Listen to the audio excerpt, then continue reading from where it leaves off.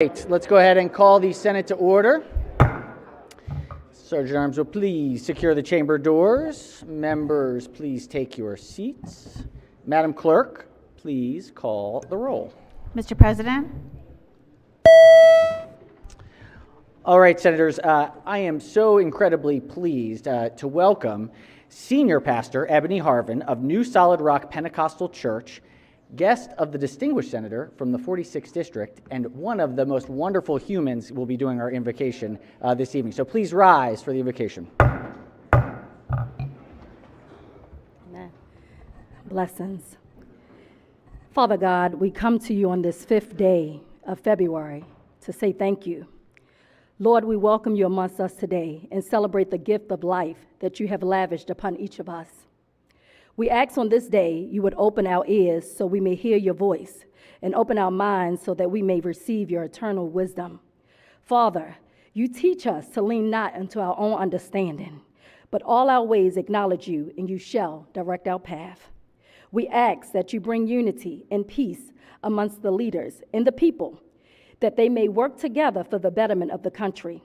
Father, on this day and days ahead, give us the strength and the energy to move into the direction you would have us to go.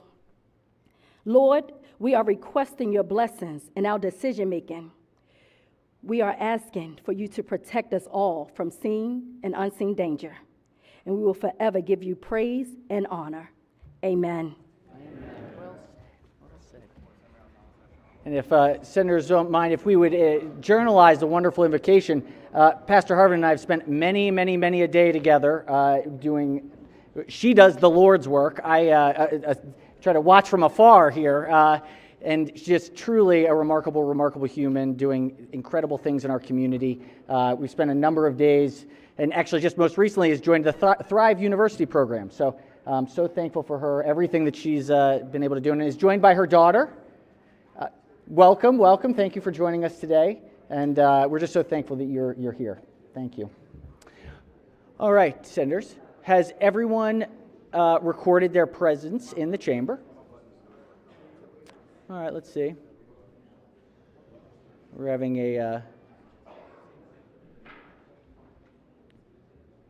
we've got a small voting button issue happening. Hopefully we can correct it. Sometimes they get locked. There it goes. Excellent. Success. All right, excellent. All right, if we've got everyone out, the clerk will take the call.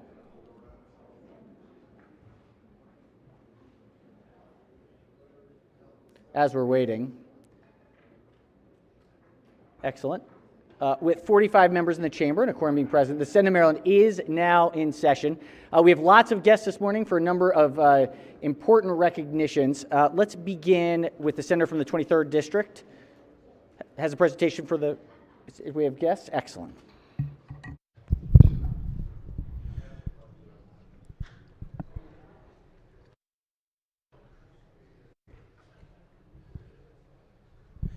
Thank you, Mr. President, and good evening, colleagues. Tonight, we are pleased to celebrate Mason's Night in Annapolis and celebrate the leadership of the most worshipful Prince Hall Grand Lodge of Maryland. However, this being Black History Month, I wanted to take an opportunity to deliver a dose of Black history regarding Prince Hall. Not much is known of Hall's life before the Revolution. He was born in 1738 and was enslaved from 1749 to 1770. For 21 years, he was enslaved by William Hall, a Boston philanthropist and leather crafter. On April 9th, 1770, 1 month after the Boston Massacre, William Hall decided to free Prince Hall. Upon his release from slavery, William Hall stated in his manumission papers that Prince Hall was no longer to be reckoned a slave, but has always been accounted a free man by us. On March 6, 1775, Prince Hall became a Mason. Now what drew Prince Hall to Masonry? He recognized that almost all the men of influence in and around Boston were Masons. He saw Freemasonry as a pathway to securing influence and network of support for his causes. What were his causes? He was a relentless abolitionist, social activist, patriot, champion for the underserved, underrepresented, and downtrodden. Prince Hall understood that Masonry would be a major platform to help further these causes, and for him to be relevant during that time, he had to be a Mason. Prince Hall, being a leatherer by trade, personally knew many of the Masons in the area. He was recommended for membership into St. John's Lodge, one of the two oldest lodges in Massachusetts. He was rejected. He was then recommended to St. Andrew's Lodge. He was again rejected, but he did not give up, even though white lodges refused to accept blacks in membership at that time. So let me talk about his path to Masonry. On March 6, 1775, there was a commemoration of the 5th anniversary of the Boston Massacre. At the commemoration, who had Benjamin Franklin, Samuel Adams, John Hancock in attendance, there was an incident between the colonists and the British soldiers. During this confusion, Prince Hall and 14 of his companions were able to sneak off to Castle Williams Island in the Boston Harbor. This was a difficult venture, keeping in mind that at that time, blacks could not even congregate in groups larger than 3. Why Castle William Island? There was a military lodge located there and attached to the 38th British Foot Infantry that operated a lodge under a charter granted by the Grand Lodge of Ireland. That lodge was called Irish Lodge 441. The worshipful master of that Irish military lodge was Sergeant John Batt, and upon making Prince Hall and his 14 companions Masons, they became the first black men initiated into a Masonic lodge into what is America. Prince Hall Freemasonry, therefore, is older than the United States of America, predating the Declaration of Independence and the subsequent formation of the United States. What was Prince Hall's connection to the Irish Lodge? The military lodge had previously been stationed in the Caribbean islands of Antigua, Guadeloupe, and Martinique.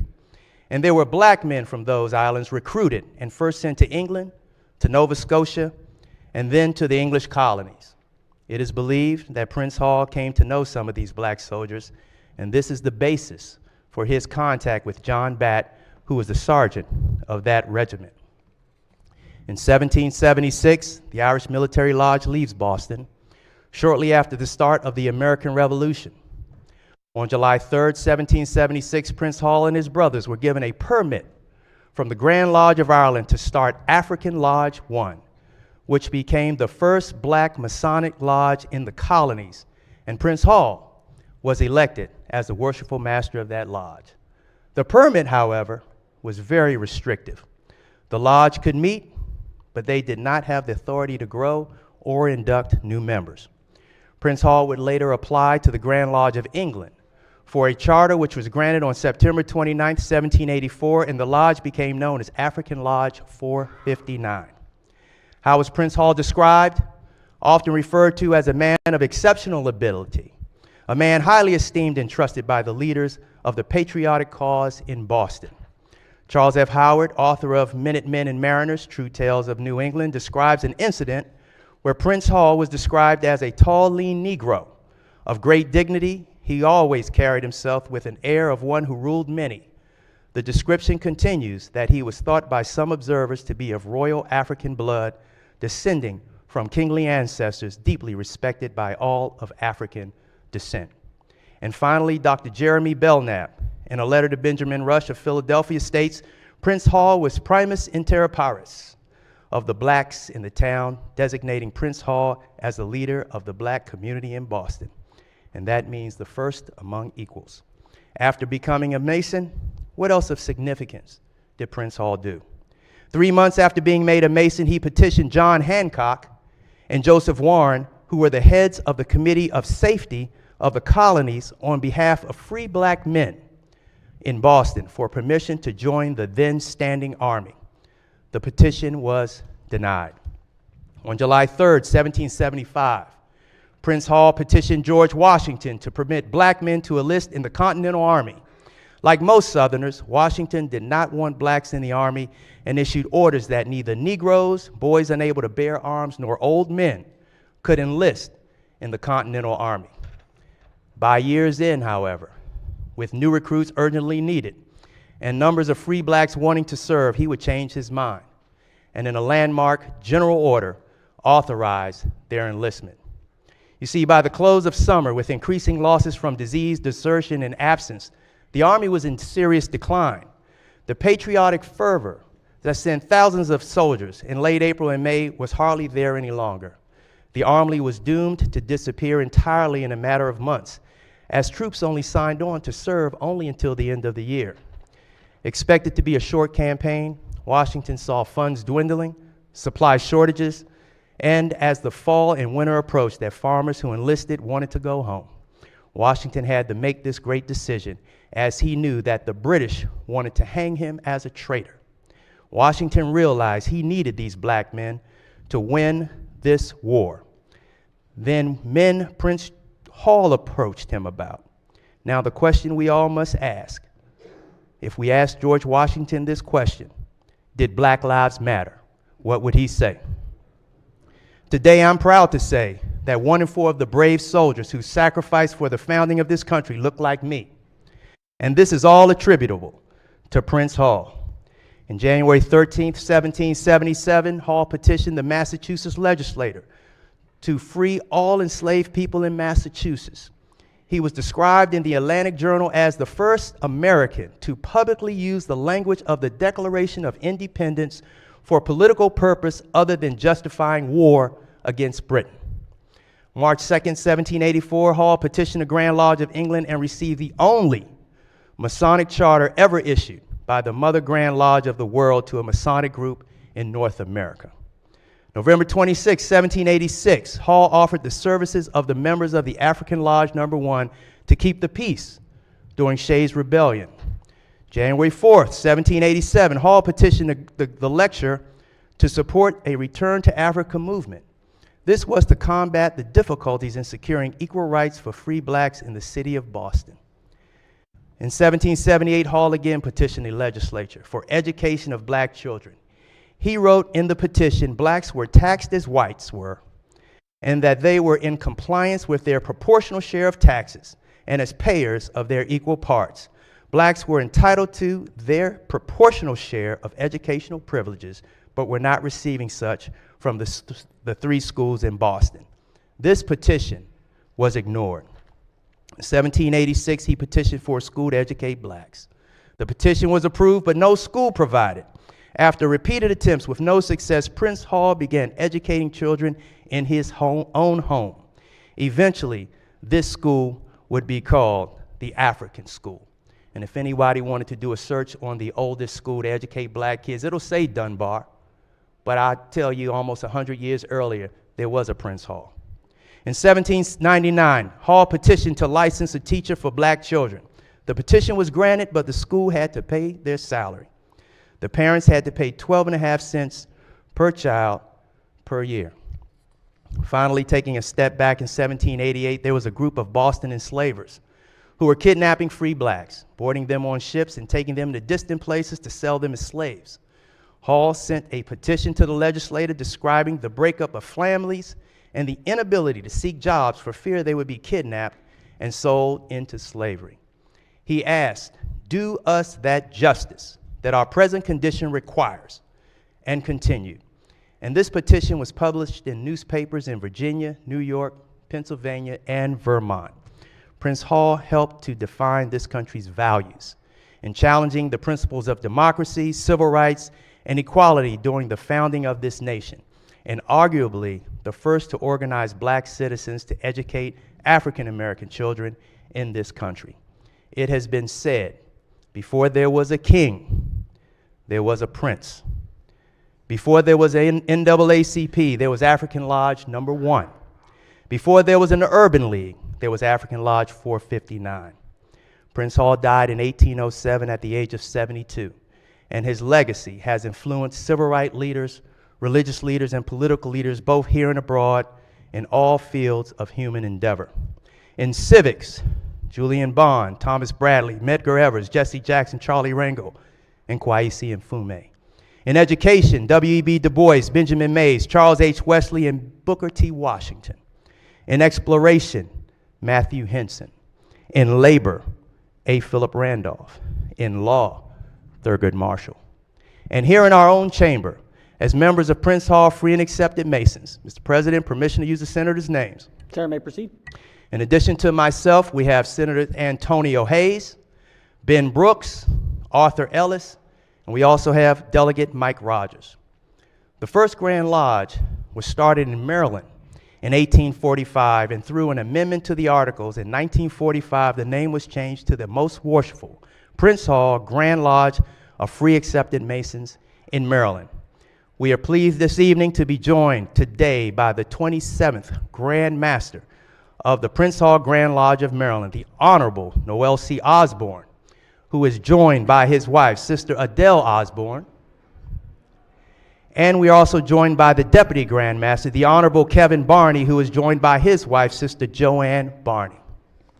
Please give them a hand.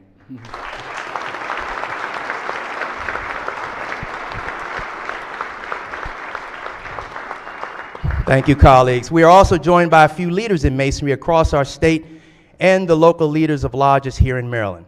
As you move up in the ranks of Masonry, we have what is known as the Orient of Maryland, and as such, there are 6 Sovereign Grand Inspector Generals, and we have 2 with us tonight. One we know quite well.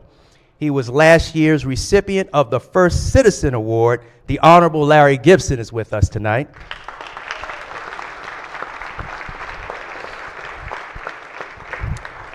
And we also have the Honorable Garnett Hall, who is the most illustrious Commander-in-Chief and Deputy of the Orient of Maryland.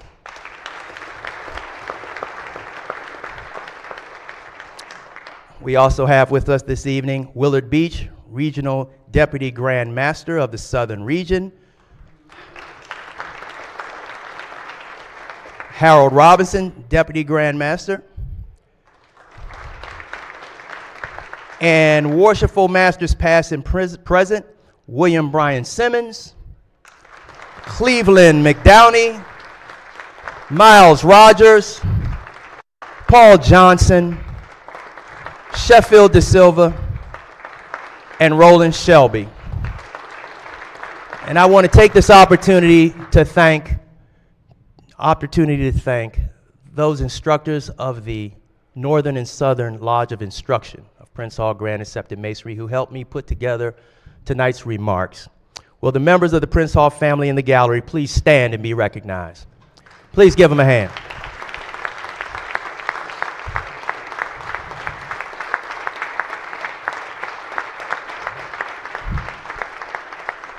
Mr. President, may I have the resolution read? The clerk will read the resolution in full. Be it hereby known to all that the Senate of Maryland offers its sincerest congratulations to Noel C. Osborne Sr. in recognition of your service as the 27th Most Worshipful Grand Master of the Prince Hall Grand Lodge of Maryland. The entire membership extends its best wishes on this memorable occasion and directs this resolution be presented on this 5th day of February, 2024. Clerk will call the roll. Mr. President? Has everyone recorded their vote? Still nothing.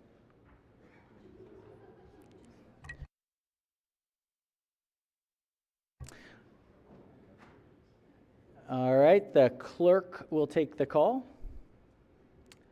The Senate of Maryland unanimously celebrates the wonderful gentleman from Prince Hall Grand Lodge of Maryland and Mr. Noel Osborne Sr. as the 27th most worshipful Grand Master of the Prince Hall Grand Lodge. Congratulations.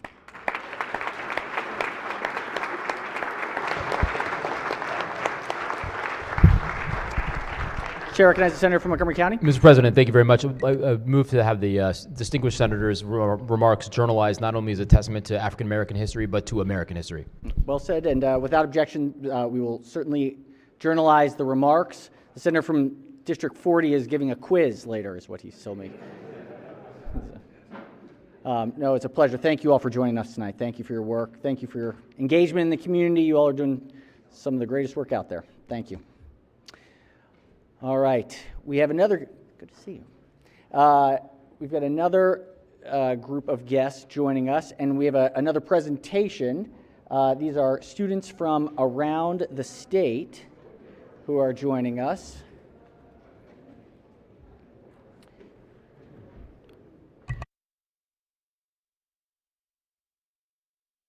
All right, so today, I believe senators should have their individual students' resolutions potentially, or we have them over here. We have them over here. Okay, excellent. It is the Maryland History Day recognition ceremony. We have Maryland's History Day Teachers of the Year and students who have won major awards in the Maryland History Day program and at the 2023 National History Day competition.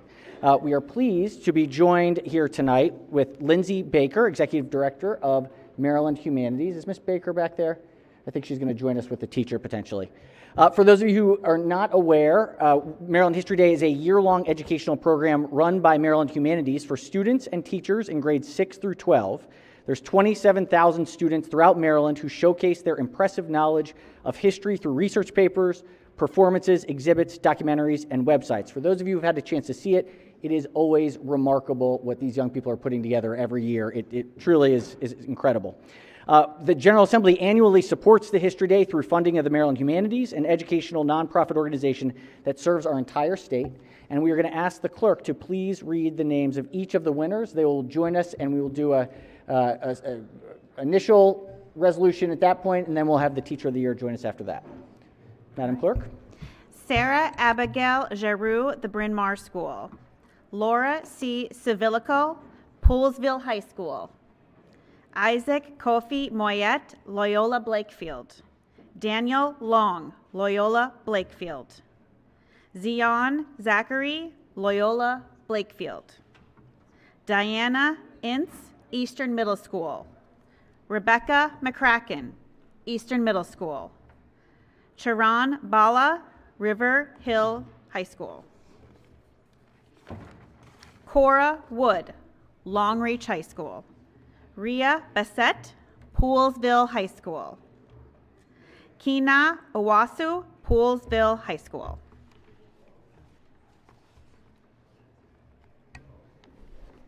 Is that all 16?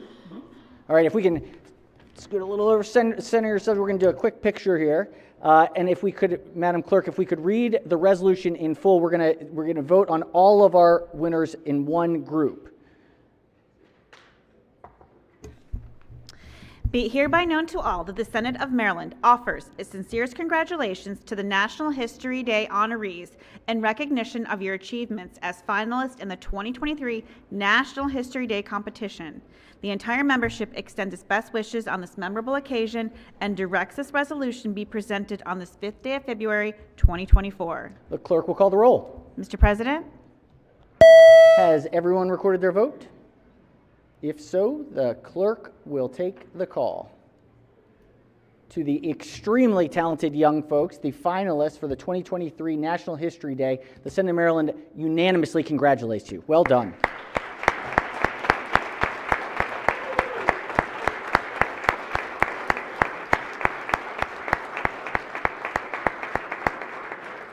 Keep up the great work. It looks like we may have some parents in the audience as well, so well done, mom and dads that are up there. You're doing something right. Keep it up. All right, and now we have one additional member who is the National History Day Teacher of the Year. Comes from the senator from District 5. I believe it's 4 or 5. I'm not sure.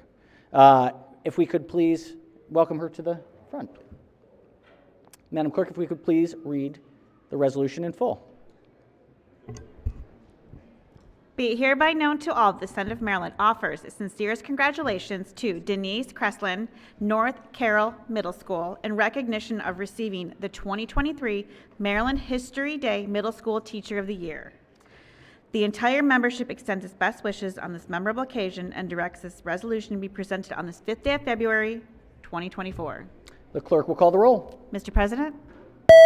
Has everyone recorded their vote? If so, the clerk will take the call. To Ms. Kressline, the Senate of Maryland unanimously thanks you for your incredible work. Congratulations on being the 2023 National History Day Middle School Teacher of the Year. Well done.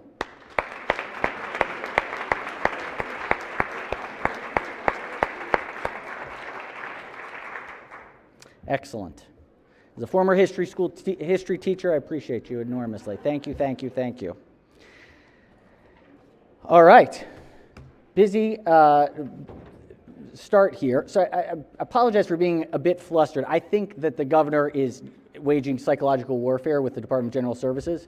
I don't know, with the construction that is happening on the brick, it is this like pounding brick every day starting at 2:30, and on evenings, I think my brain has just turned to total mush. It is just, so congratulations, Mr. Governor. You have won on this one.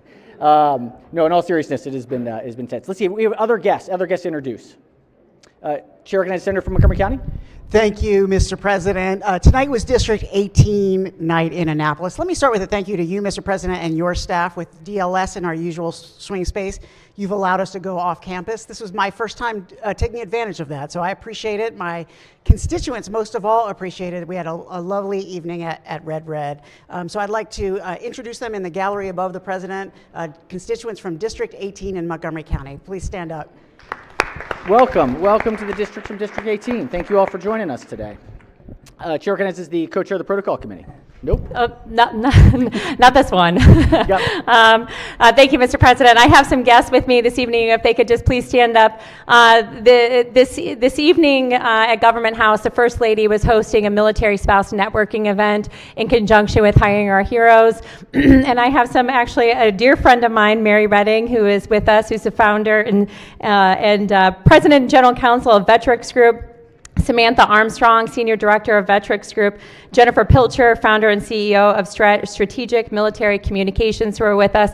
And if I may, Mr. President, Mary Redding, I know there's lots of people who'd say that there's somebody who has been so instrumental in their lives and they wouldn't be where they would be if it wasn't for that person. Mary is one of those people for me. Mary is a founder of Military Spouse JD Network, an organization that's dedicated to advancing military spouse licensing. Mary, when she first started her legal career, she was an attorney at Pebble Beach, a pretty sweet job for a new attorney. Not long after that, she married her husband, John, who served in the United States Air Force. Followed him all over across the country and world to less desirable places than Pebble Beach. Really frustrated about advancing her own career, told her husband that she wanted to do something about it. He said she should, and she did. Military Spouse JD Network ultimately had 44 states now that have a military spouse admission rule. Maryland, one of them, for which a military spouse attorney can easily get licensed in that state. Also do pro bono legal work for Gold Star families have lost a service member from their family, and a program called Home Front Rising to train veterans and military spouses to run for office, which also inspired my own run for office. So thank you, Mr. President. Very good. And thank you. Welcome. Thank you all. Thanks for joining us, and hope you all were treated to a nice dinner and had good conversation, and thank you for your great work. Thank you. All right, other introductions? Any other introductions this evening? Pages now? Let's do pages now. Chair recognizes co-chair of the Protocol Committee. Thank you, Mr. President. We've got a new group of pages, colleagues, and we're going to introduce them now. So let's make a little noise. The first page hails from Cecil County, Elkton High School. That's Kendall Gattal. Kendall. Our next page hails from Kent County. That's Kent County High School. Madison Messick. Madison. Our next page hails from Caroline County. That's 3 in a row from District 36. Way up, Caroline County, North Carolina High School Bulldogs, Leslie Monterre Casio. Leslie. Our next page is from Washington County. That's Boonesboro High School, William Moore. Our next page is from Frederick County, Middletown High School, Michael Olson. Our next page is from Charles County, Westlake High School, Caleb Pratt. Our next page is from Howard County, River Hill High School, Shruti Vadlakonda. Our last page hails from Baltimore City, Carver Vocational Technical High School, Adang Vidal. And in addition to that, Mr. President, we have a belated birthday to celebrate. Permission to use the senator's name. Senator may proceed. So we'd like to all make a big round of applause to wish Chairman Brian Feldman a happy, happy birthday. Happy birthday. It's exactly where he ever wanted to be, right here, right now. Happy birthday. Right. Welcome to the Pages. Thank you all for joining us. You're going to have a great week. Things are picking up this week, so you all will be the first crew that gets to see us in real action. This is going to be a busy week, busy week. Oh, State of the State this week, too, so you'll get to see some of that. That'll be fun. All right, excellent. All right, any other introductions before we get into the business of the day? If not, so be considered the reading of the journal from the prior legislative day. We have a whole heap of bills. Let's go ahead and start with Senate Bill, calendar number 30. Clerk, read the bills. Senate Bill 864, Senator King, University of Shavy Grove Regional Education Center, designation as Community of Innovation, Education, Energy, the Majority Leader Environment. moves so be considered the reading of the bills. They'll be referred to their standing committee. We've got calendar 31. Clerk will read the calendar. Senate Bill 914, Senator McKay, Human Relations, Protections Against Discrimination, Genetic Procedures, Judicial Proceedings. Senate Bill Majority Leader moves so be considered the reading of the bills. They're referred to their standing committee. Onwards to 32. Clerk will read the calendar. Senate Bill 965, Carroll County Senators, Carroll County Sheriff's Salary, Judicial Proceedings. Majority Leader moves so be considered the reading of the bills to their standing committees. Wow, we are at 10:20. All right, this is calendar number 33. Clerk will read the bills. Senate Bill 1015, Senator Charles, Condominiums, Mandatory Insurance Coverage, Detached Units, Judicial Proceedings. Majority Leader moves so be considered the reading of the bills. They just keep coming. They will be referred to their standing committee. Let's go to 34. Clerk will read the bills. Senate Bill 1065, Senator Gazzone, Motor Vehicles, Registration, Annual Surcharge, Budget and Taxation. Majority Leader moves so be considered the reading of the bills. I believe that may do it for bills. So we are, as of today, Senate Bill, we are at 1106. That is a lot of bills. 1106. Whew. All right. Onwards to, we do have one more. Calendar 35. Clerk will read the bill, joint resolution. Senate Joint Resolution Number 4, Senator Carter, Division of Children and Youth, Student Truancy from School, Unit Policies and Report, Judicial Proceedings. Bill will be referred to its appropriate standing committee. Let's go to Senate Bond Initiatives, calendar 18. Clerk will read the bond initiatives. Number 1, Senator Kelly, Glen Echo Stormwater Restoration Project, Budget and Taxation. Number Majority Leader 2, moves so be considered the reading of the bond initiatives. They're referred to the Capital Budget Subcommittee. On to calendar 19. Clerk will read the bond initiatives. Number 1, Senator Folden, Yorkshire Spring, Budget and Taxation. Majority Leader moves so be considered the reading of the bond initiatives. They're referred to the Capital Budget Subcommittee. Number 20. Clerk will read the calendar. Number 1, Senator Feldman, Macomb Up County Expansion, Budget and Taxation. Majority Leader moves so be considered the reading of the bond initiatives, also referred to the Capital Budget Subcommittee. We do have some special orders. Good news is I think we're going to hold on some of these. So we do have special order calendar number 7. Clerk will, actually before we do that, quick, this is not a normal day. We don't normally have all those introductions. This is the last day for on-time introduction, so any bill gets considered. If it was on time submitted today by 4 o'clock, just want to give an enormous thanks to the Department of Legislative Services. This is an astronomically higher number of bills that had to be put together in a very short amount of time, and also a huge round of applause to our Secretary of the Senate's office, who has been working overtime to accommodate. So just want to thank Department of Legislative Services, Secretary's office. Thank you, thank you, thank you.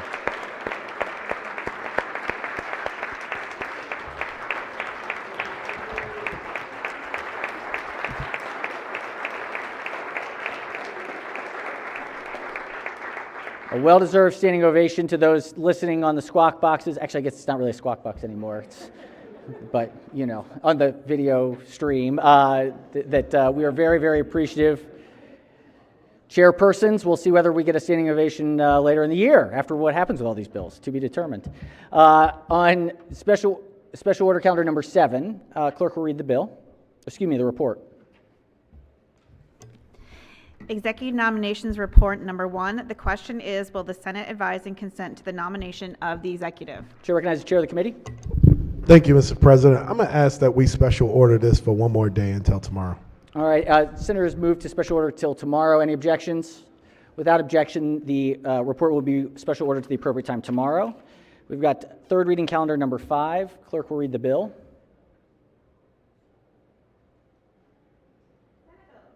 Senate Bill 290, Chair, Education, Energy, and the Environment Committee, Certified Local Farm and Fish Program, Annual Waiver Reports, Alterations. All right, it's on third reading. Chair recognizes the Majority Leader. Thank you, Mr. President. I would like to lay this over until the proper time tomorrow. I think we have to special order this one. Do we? Yes. Special order, Is that right? okay. Yeah, well, special order. Senator moves to special order the bill until the appropriate time tomorrow. Any objections? Without objection, so ordered. We've got one more.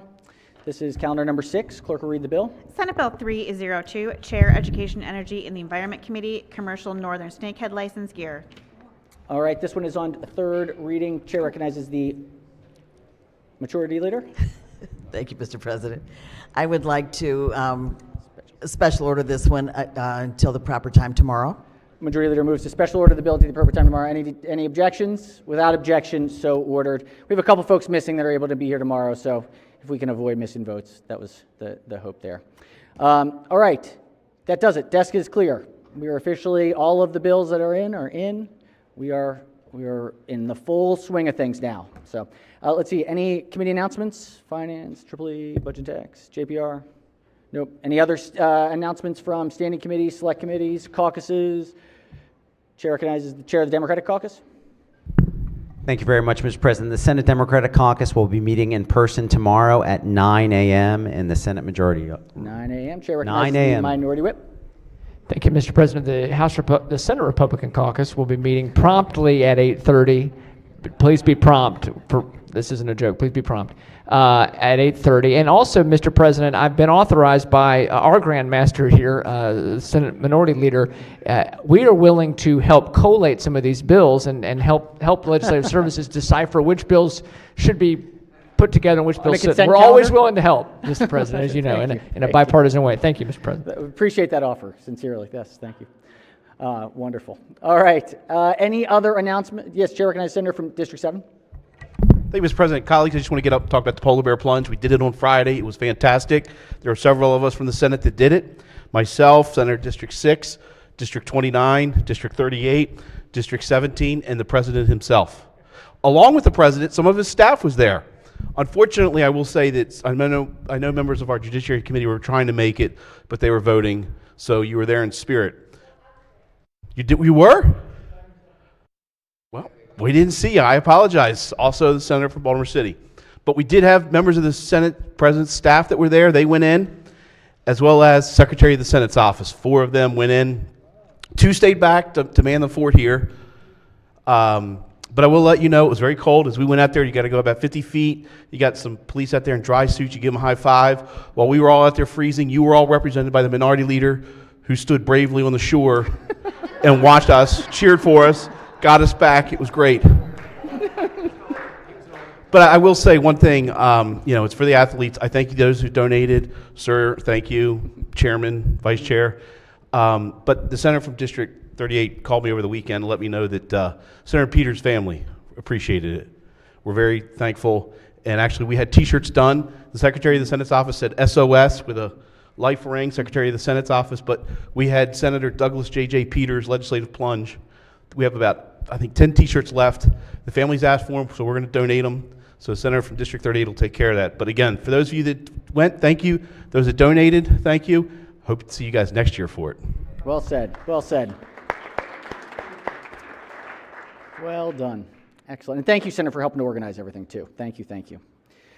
All right. Any other announcements before we take a quorum call? If not, Madam Clerk. Mr. President? Has everyone recorded their presence? If so, the clerk will take the call. With 45 members in the chamber and a quorum being present, the Senate of Maryland remains in session. Chair recognizes the Majority Leader. Thank you, Mr. President. I move the Senate of Maryland stand adjourned until Tuesday, February 6th at 10 a.m. 10 a.m. without objection, so ordered. Have a safe and wonderful evening.